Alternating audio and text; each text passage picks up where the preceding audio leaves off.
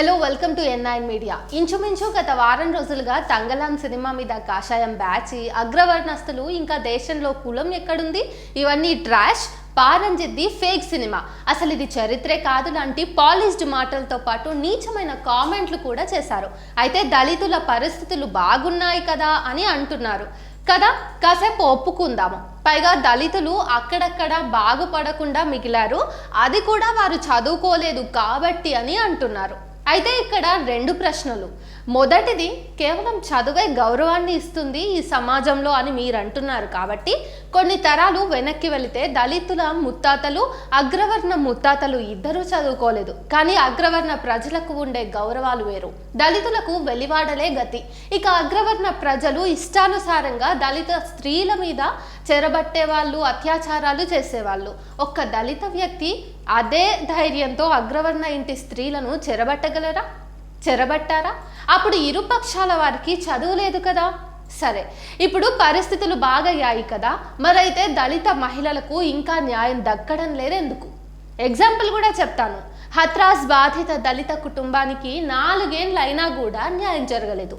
ఈ రోజుకి కూడా పునరావాసం, ఇతర సాయం కోసం ఆ కుటుంబం దీనంగా ఎదురుచూస్తోంది. ఇప్పటికీ ఓ చిన్న మట్టి కుండలో బాధితురాలి చితాభస్మం, ఆమె వేసుకునే దుస్తులు, ఎండిన నెయిల్ పాలిష్ బాటిళ్లు చూస్తూ ఆ తల్లిదండ్రులు కాలం గడుపుతున్నారు.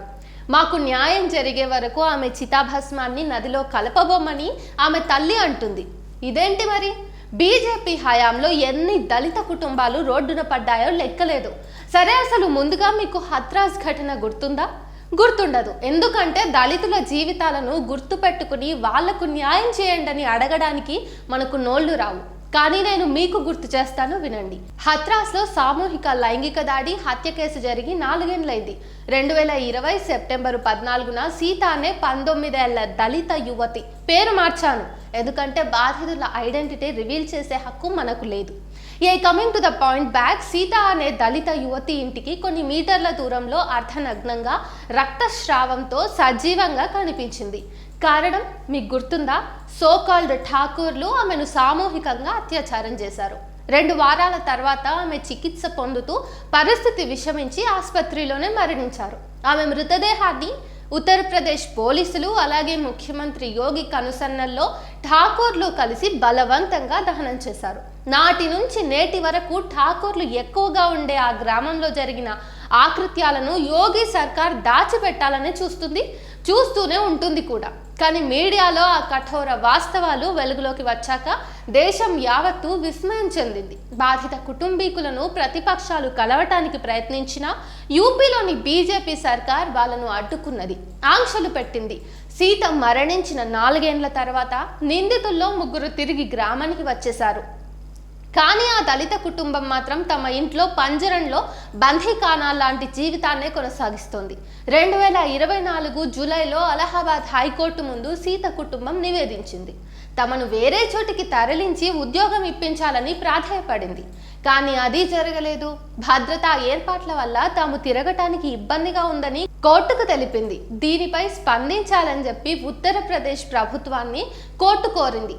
అక్కడ 8 సీసీ కెమెరాలు ఏర్పాటు చేశారు. రక్షణకు నియమించిన సిబ్బంది ఉన్నా ఠాకూర్ల దెబ్బకు భయపడుతూ ఆ దళిత కుటుంబం బిక్కుబిక్కుమంటూ బ్రతుకుతోంది.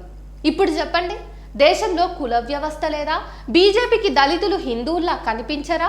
దళితులను మీరు హిందువులుగా ఒప్పుకోక వాళ్ళు మతం మారితే అది చూసి కన్నెర్ర చేసి మళ్ళీ దళితుల మీద ఇంకా ఎక్కువ దారుణాలు చేసి దళితులను హిందూ ఫోబిక్గా మారుస్తోంది బీజేపీ ప్రభుత్వము, దాని మాతృ సంస్థలు కావా?